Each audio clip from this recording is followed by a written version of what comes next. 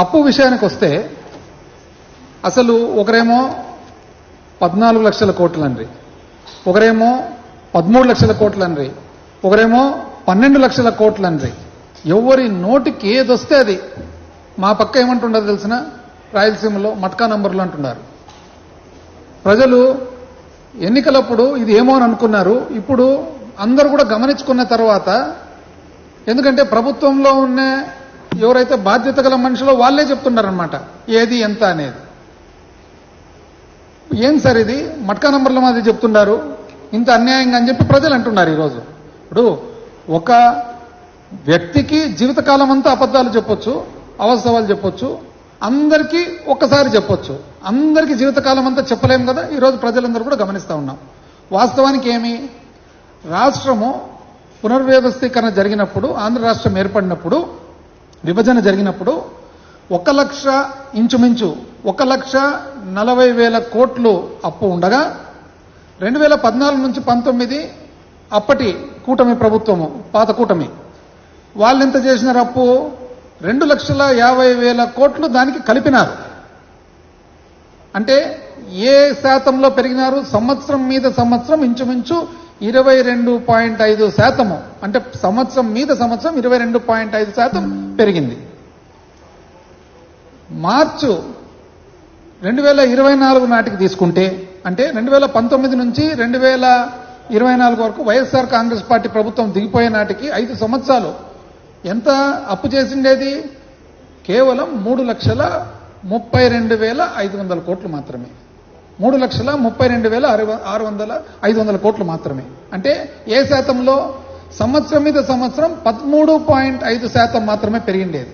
అంటే పాత కూటమి 2014-19 పాత కూటమి 22.5% పెరిగితే అప్పు సంవత్సరం మీద సంవత్సరము, వైఎస్ఆర్ కాంగ్రెస్ పార్టీ ప్రభుత్వం మాత్రము 13.5% పెరిగినది. ఏది? కోవిడ్ కలుపుకొని. కోవిడ్ వలన విపరీతమైన ఖర్చులు, విపరీతమైన రాబడి తగ్గిపోవడము, అతలాకుతలమైన పరిస్థితులు కూడా అంతే జరిగిండేది.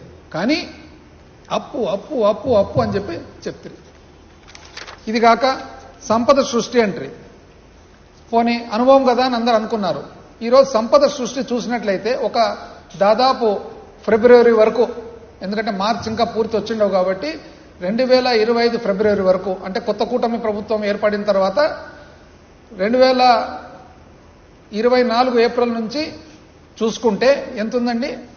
రాష్ట్రానికి పన్ను ఆదాయం వచ్చేసి వైఎస్ఆర్ కాంగ్రెస్ పార్టీ ప్రభుత్వం దిగిపోయిన నాటికి పాత సంవత్సరం, అప్పుడు కూడా ఫిబ్రవరి వరకే తీసుకోవడం, ఎందుకంటే యాపిల్ చీనిపండు ఒకటే ఉండాలని అప్పుడు కూడా ఫిబ్రవరి వరకే తీసుకుంటే 81,400 కోట్లు ఆదాయం రాగా కొత్త కూటమి ఎంత తెలిసినా వచ్చిండేది 80,760. అంటే తక్కువ. ఫిబ్రవరి నాటికి చూసుకుంటే 0.78, అంటే ఇంచుమించు 1% తక్కువ. అంటే మాకంటే పరిపాలన రాదు, మాకు అసలు ఏ శక్తి లేదు. మీరు బాగా శక్తివంతులు కదా, మీకు అనుభవం ఉంది కదా, మీరెందుకంటే 1% తక్కువ వచ్చినారు? పైగా గొప్పగా, అంటే సంపద సృష్టి కదా మీది.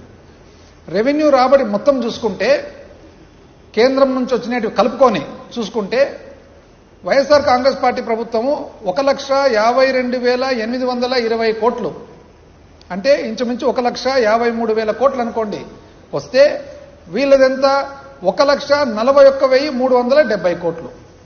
ఇంకా తక్కువ. ఎంత తక్కువ? 7.5% తక్కువ. ఇంకా చూడండి. అంటే మాకంటే తెలివి లేదు, మాకంటే పరిపాలన చేత కాదు. మళ్ళా మాది ఒకవేళ చేతగాని పరిపాలన తెలియని